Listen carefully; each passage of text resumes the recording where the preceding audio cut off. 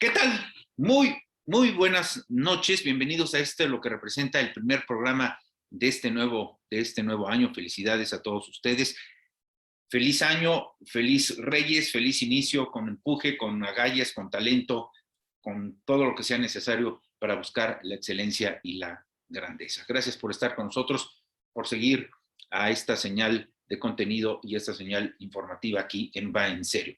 El programa pasado, la semana pasada, hablamos del aspecto nacional. Hoy vamos a tratar fundamentalmente lo que ha ocurrido en el panorama internacional que tiene que ver en el rompecabezas mundial con México, nuestra repercusión, los grandes, los chiquitos, cómo nos vieron, las críticas, las sugerencias, todo lo que ha pasado en el mercado internacional que tiene relación con México. Estará con nosotros José Monroy Sorribas, Carla Conká, Carla Insunza y Carlos Salomón Cámara. Así pues, ¿listos? Esto va en serio. Empezamos.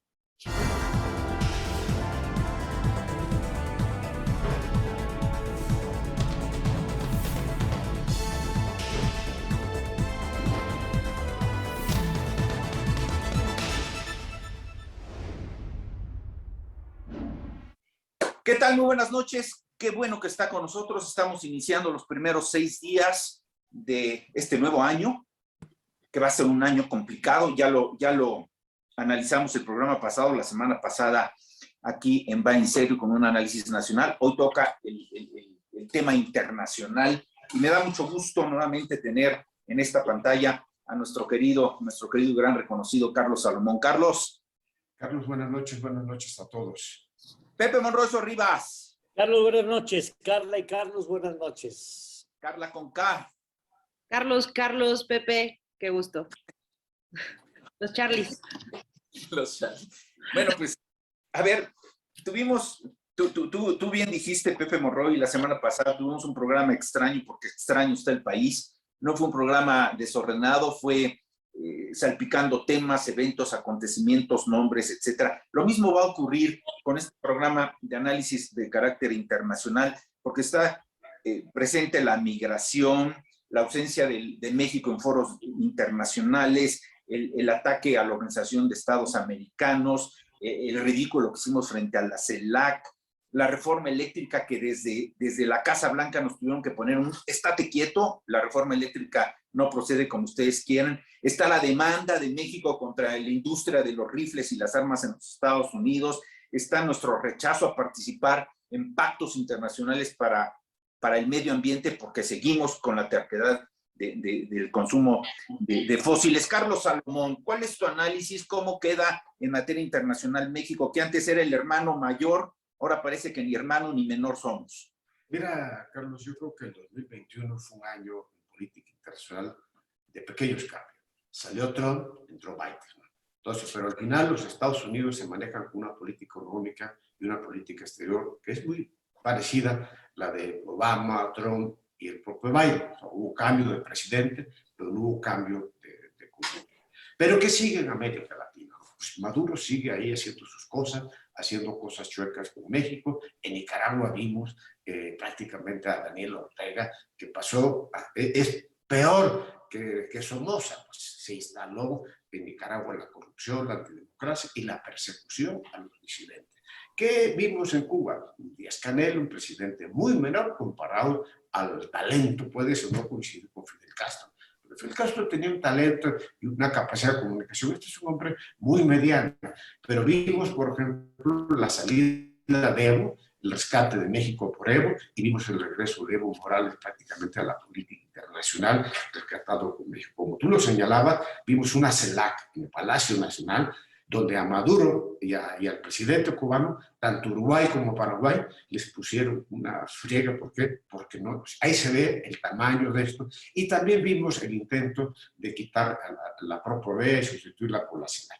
Pero eso, digamos, es la parafernalia política. Pero abajo en América Latina y en Europa, el problema sigue siendo la violencia, la pobreza y por el hambre, y por ende la migración de África hacia Europa. Vemos barcazas de niños que se ahogan, familias que se atreven a cruzar el Mediterráneo, pero aquí en México es el paso obligado de hondureños, de guatemaltecos, de haitianos, de africanos. Entonces, al final el mundo está fracasando como mundo en una política internacional de generar empleo y generar producción. Sí, se vacunaron muchas gentes en el año 2021, pero la gente pobre, la gente de Centroamérica, la gente de África, tuvieron muy poco acceso a las vacunas. La pandemia les pegó más duro a los pobres. ¿Y México, cuál fue la conducta de México? Pues simplemente la política exterior de México fue ir navegando, navegando, navegando, jugándole al hermano mayor en algunas cosas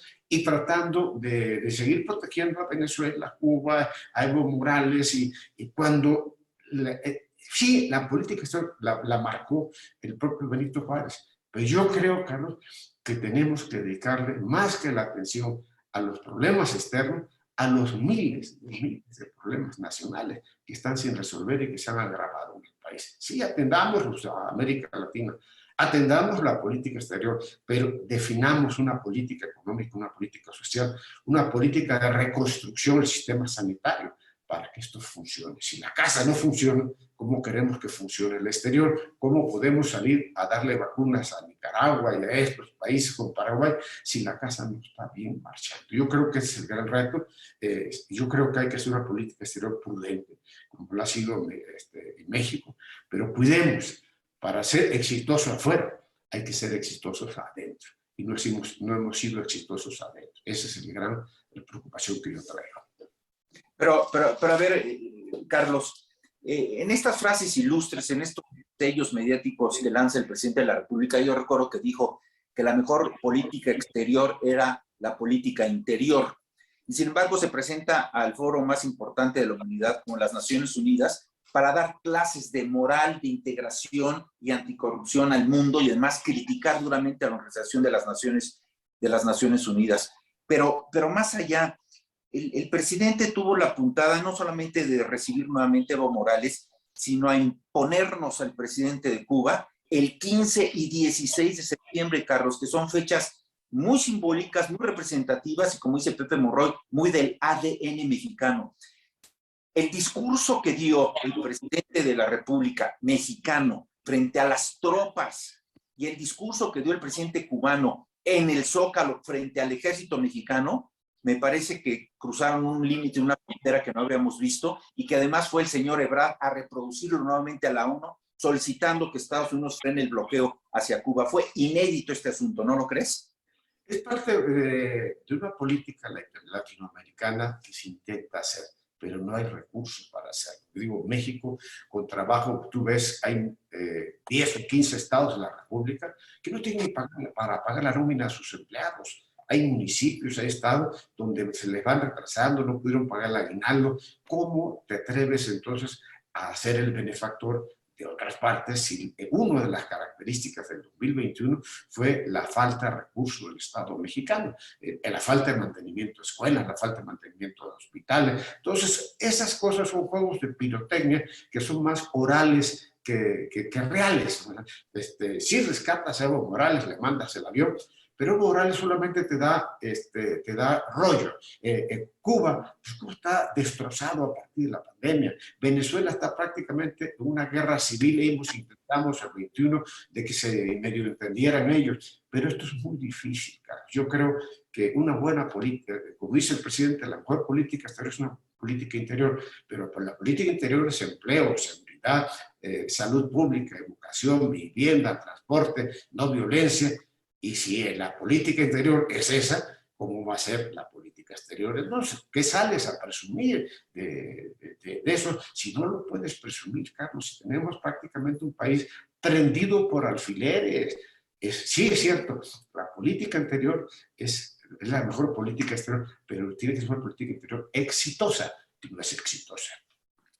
¿Tú crees que nos estamos comprometiendo como nación muy gravemente siguiendo las pautas y políticas del Foro de Sao Paulo? Yo creo que hay una gran influencia de ese pensamiento, pero ese pensamiento obedece a 1970. Esos son pensamientos de la socialdemocracia, del estado de bienestar, cuando el mundo era una aldea, ¿no? Hoy el mundo hay una revolución tecnológica. tecnológica. Hoy los jóvenes se comunican con redes, ahora ya no puedes manejar las políticas públicas como si esto fuera los tiempos del Foro Sao Paulo. Este mundo ya cambió. Hay millennials que se comunican. O sea, hace diciembre vimos cómo la esposa del gobernador de Nuevo León se corta el pelo y cómo buscan una audiencia pública y van y saludan al Papa, ¿no? Y dice, Papa, aquí está presente en Nuevo León. Esas cosas, esos ya pasaron de moda. Esos tienen el éxito que uno le quiere dar. Los jóvenes de hoy que quieren un futuro, que quieren un empleo, piensan en otras cosas. No están pensando en estos rollos tradicionalistas que obedecen pues un poco al Foro de Sao Paulo, que el Foro de Sao Paulo en principio era un grupo de socialdemócratas, porque Felipe González, ese en México, y ese foro ya se fue, ya no existe. La pandemia hizo que la revolución tecnológica acabara con todo, con esas costumbres de gobernar. Si tú no entiendes que México y el mundo cambió y quieres gobernar el mundo y México como antes de la pandemia, pues entonces estás gobernando al vacío, ¿no? Sí, te reitero, la mejor política exterior es una buena política interior, pero yo creo que si tú no tienes éxito en el interior, no puedes exigir éxito en el exterior. Y esta insistencia del presidente de la República de estar presumiendo las remesas, digo, a mí me da vergüenza porque son mexicanos que han sido expulsados. ¿Qué piensas de ello, Carlos? México vivía de 30 mil millones de dólares de petróleo, unos 10, 15 mil millones del turismo. Hoy vivimos de las remesas de los 40 mil millones de dólares de los condenados de México que los obligamos a irse a trabajar a Los Ángeles, a Chicago, y que mandan $100 y que pagan una comisión allá y otra comisión acá, y les ordeñan las remesas. Bueno, eso y el dinero en el narcotráfico son los motores de la economía mexicana, porque ya no tenemos exportaciones de automotriz. Entonces, eso, sí, son 40 mil millones de dólares, pero es una vergüenza, Carlos. ¿Por qué? Porque que tú vivas de lo que produce, lo que te manda el amigo de Chicago, de tu familia, además se lo manda, en el caso de la pandemia, una cosa importante, los mexicanos de allá sentían que estaban los mexicanos de acá en condiciones de problema y mandaron remesas, 100, 30, 40, 50 dólares, pero eso no puedes presumirlo. ¿Por qué? Porque ese dólar está manchado de sangre, está manchado de la destrucción de la familia, está manchado de la vejación que le hace la policía mexicana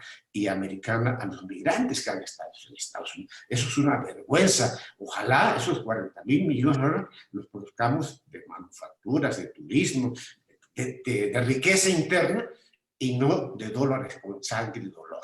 Eso es lo que a mí me da vergüenza, pues, presumir eso. Muy bien, Carlos Salomón, vamos a hacer una pausa y regresamos. Esto va en serio.